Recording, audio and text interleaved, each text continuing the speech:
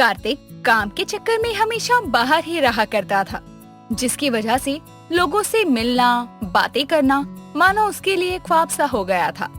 कुछ टाइम बाद उसकी माँ कामिनी उसकी शादी एक आरती नाम की लड़की से करवा देती है, जो कि कार्तिक को 1 मिनट के लिए भी अकेला नहीं छोड़ती थी। हमेशा उसके आसपास रहने का बहाना ढूंढती थी, जो चीज कार्तिक को बिल्कुल भी अच्छी नहीं लगती थी। एक दिन वो अपने रूम में बैठकर लैपटॉप पर काम कर रहा था, तभी आरती चाय लेकर आती है। कार्तिक जी, ये लीजिए आपकी चाय, जल्दी से पी लीजिए वरना ठंडी हो जाएगी। वहाँ पे टेबल पे रख दो, मैं बाद में पी लूंगा। कोई बात नहीं, तब तक मैं यहीं बैठ जाती हूँ। जब आप चाय पी लेंगे उसके बाद ही मैं जाऊंगी। इसी बहाने आपको देखने को तो मिलेगा मुझे। हे भगवान, ऐसी चिपकू बीवी ना आप किसी को भी मत दीजिएगा। यार मुझे तुम्हें देखने के लिए बहाने बनाने की क्या जरूरत है। आजकल तो मैं ऑफिस के काम से घर पे ही रहता हूँ, पूरे दिन तो तुम दिखती रहती हो। हाँ वो तो है, लेकिन मैं तो आपको कितना भी देख लूं, मेरा तो मन ही नहीं भरता। एक काम करो, तुम ना ये चाय मुझे दे दो, मैं अभी पी लेता हूँ, वरना तुम मुझसे चिपकी रहोगी और मुझसे काम होगा भी नहीं। आप कहना क्या चाहते हैं? मैं आपकी चिपकू बीवी हूँ जो हमेशा आपसे चिपकी रहती है? कभी ना कभी सच्चाई तो जुबान पे आ ही जाती है, जैसे अभी तुम्हारे जुबान पे आ चुकी है। अरे नहीं नहीं, ऐसा कुछ नहीं है, मैं तो बस मजाक कर रहा था। कार्तिक इतना कहकर आरती के हाथों से चाय लेकर एक ही सांस में पीकर उसे कप वापस करता है। लैपटॉप उठाकर अपने काम करने लग जाता है, जिसके बाद आरती वहाँ से चली जाती है। थोड़ी देर बाद वो अपना सारा काम खत्म करके वापस रूम में आती है तो देखती है कि कार्तिक किसी से फोन पर बातें कर रहा था। वो उसके पास आती है और उसके कंधे पर हाथ रखती है। किससे बात कर रहे हैं आप? जरा मुझे भी बताइए। जब से कमरे में आई हूँ देख रही हूँ आप फोन पर ही लगे हुए हैं। कौन है इतना खास? क्या यार, जब देखो तब चिपकती रहती हो, कभी तो अकेला छोड़ दिया करो। अरे मुझे भी थोड़ी प्राइवेसी चाहिए होती है, प्लीज जाओ यहाँ से अभी। शादी के बाद पति की लाइफ में कुछ भी प्राइवेट नहीं होता है, जो कुछ होता है पत्नी का ही होता है। बताइए मुझे, कहाँ बात कर रहे थे आप? आरती प्लीज परेशान मत करो यार, मैं काम कर रहा हूँ, उसी के सिलसिले में कॉल पे बात कर रहा हूँ। अभी जाओ यहाँ से, मैं तुमसे बाद में बात करूंगा, ठीक है? जाओ। कार्तिक इतना कहता है और वो कमरे से जाने की जगह बेड पर चढ़कर बैठ जाती है और उसके बाद में ये देखकर कार्तिक कमरे से बाहर चला जाता है, क्योंकि वो उसे निहारे जा रही थी। समय बीतता है, तभी एक दिन कार्तिक काम के चक्कर में तैयार होकर ऑफिस जाने के लिए निकल रहा था कि तभी कामनी वहाँ आती है। बेटा, तू ऑफिस जा रहा है क्या? मुझे कुछ काम था तुमसे। हाँ माँ बताइए, क्या काम है आपको? बेटा, कुछ दिनों से बहू की माँ की बहुत तबीयत खराब है। अगर तुझे परेशानी ना हो तो क्या मैं बहू को कुछ दिनों के लिए उसकी माँ के पास, उसके मायके भेज दूँ? हाँ हाँ माँ, बिल्कुल भेज दो, मेरी तरफ से तो हाँ ही है। मुझे क्या परेशानी होगी, बल्कि मैं तो सोच रहा हूँ पहले मैं उसे मायके छोड़ के आता हूँ, उसके बाद मैं ऑफिस जाऊँगा। सच में तुझे कोई परेशानी नहीं है?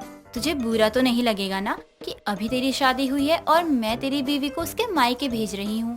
अरे नहीं नहीं माँ, मुझे क्या परेशानी होगी, मुझे कोई परेशानी नहीं है। आपका कहना भी ठीक है, अगर इस टाइम हम आरती को नहीं भेजेंगे तो वो लोग क्या सोचेंगे कि हम लड़के वाले होने का घमंड दिखा रहे हैं। ठीक है, फिर मैं बहू को बोल देती हूँ कि वो मायके जाने के लिए रेडी हो जाए।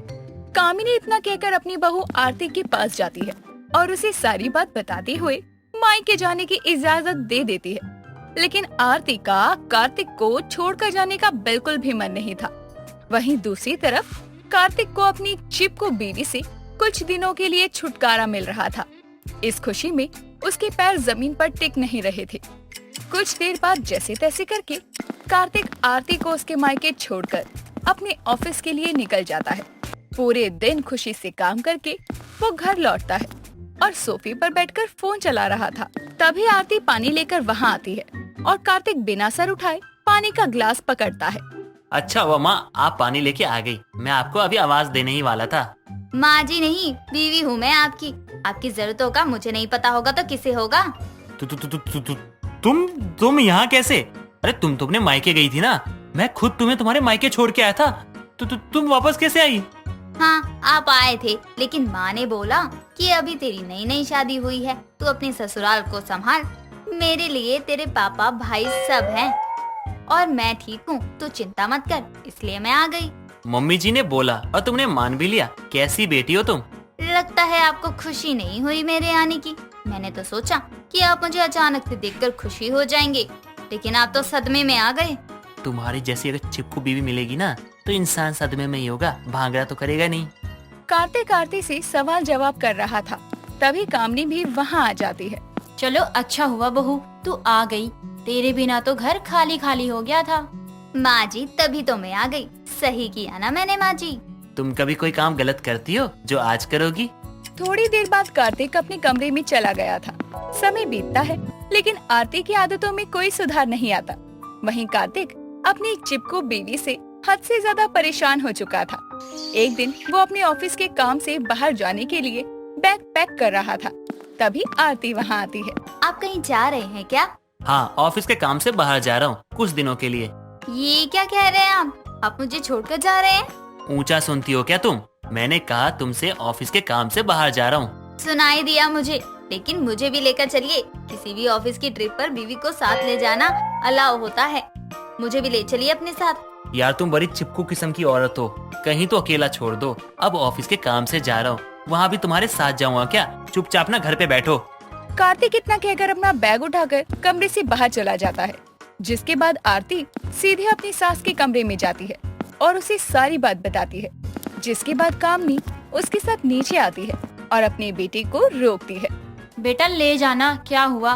जब से तेरी शादी हुई है तुम लोग कहीं घूमने भी तो नहीं गए हो। इसी बहाने थोड़ा टाइम साथ बिताने को मिलेगा। माँ, मैं वहाँ पे पिकनिक मनाने के लिए नहीं जा रहा हूँ, बल्कि ऑफिस के काम से जा रहा हूँ। और मेरे साथ लड़के भी होंगे। अच्छा नहीं लगता है ना कि मैं अपनी पत्नी को लेके जाऊँ। तो क्या हुआ? तू कौन सा किसी और की बीवी को अपने साथ लेकर जा रहा है? मेरी बात तो मान जाना बेटा।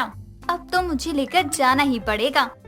कार्तिक अपनी माँ की बातों को टाल नहीं पाता और मजबूरी में आरती को अपने साथ लेकर जाता है। वहाँ पहुँचने के बाद कार्तिक ऑफिस के काम में बिजी हो जाता है और आरती कमरे में ना रुककर उसकी मीटिंग वाली जगह पर जाकर उससे थोड़ा दूरी पर बैठ जाती है और उसे देखने लगती है, जिसकी वजह से कार्तिक का काम में ध्यान नहीं लगता। बहुत समझाने के बाद भी आरती अपनी चिपकने वाली आदत में सुधार नहीं लाती। एक दिन रात को कार्तिक अपने रूम में आराम कर रहा था, तभी उसका दोस्त अनुज वहाँ आता है। भाई इतनी अच्छी जगह आया है, चल कहीं ना कहीं घूम कर आते हैं। सभी दोस्त होंगे, मजा आएगा। हाँ यार चल, वैसे भी कल तो हमें निकल ही जाना है। मैं भी चलूंगी आपके साथ। भाभी जी आप नहीं जा सकती, वहाँ सिर्फ लड़कों की पार्टी है, आपको कंफर्टेबल नहीं होगा। नहीं, मैं अपने पति के साथ रहूंगी, जहाँ वो रहेंगे। एक काम कर भाई, तू अपनी बीवी के साथ यहीं रुक, क्योंकि ये लड़कों की पार्टी है, इसीलिए वहाँ किसी लड़की को ले जाना ठीक नहीं लगता। बुरा मत मानियो भाई, लेकिन तू अपनी चिपकू बीवी से परेशान नहीं होता क्या? सारा का सारा प्लान खराब कर दिया। अनुज इतना कहकर वहाँ से चला जाता है। उसकी बातों से कार्तिक को बहुत इंसल्ट फील होती है और जिस पर वो आरती को बहुत सुनाता है। जब देखो तब हर जगह मैं भी चलूंगी, मैं भी साथ में रहूंगी। शादी होने का मतलब ये नहीं होता है कि तुम पति की पर्सनल लाइफ छोड़ो ही ना यार। थोड़ा टाइम पति को खुद के साथ भी बिताने दो, उसकी भी मन की करने दो उसे। मैंने आज तक तुम्हें कभी नहीं बोला, लेकिन आज मैं कहता हूँ, तुम बहुत ही चिपकू किस्म की औरत हो। मैं बहुत परेशान हो गया हूँ तुमसे। मैं क्या आपको चिपकू लगती हूँ? लगती नहीं हो, तुम हो। तुम मुझे ना अपनी इस आदत के चक्कर में ना मेरे दोस्तों के सामने मेरी इंसल्ट करवा देती हो। तुम्हारी ये आदत ना मुझे तुम्हारे पास लाने की जगह ना तुमसे बहुत दूर कर रही है। इसे बदल दो, सुधार लो, अभी भी समय है। कार्तिक की सारी बातें आरती बड़े ध्यान से सुनती है और समझती है, जिसके बाद वो अपनी आदतों में सुधार करना शुरू कर देती है, जिससे कार्तिक को अपनी चिपकू बीवी से काफी हद तक राहत मिल जाती है और उनके रिश्तों में भी सुधार आने लगता है।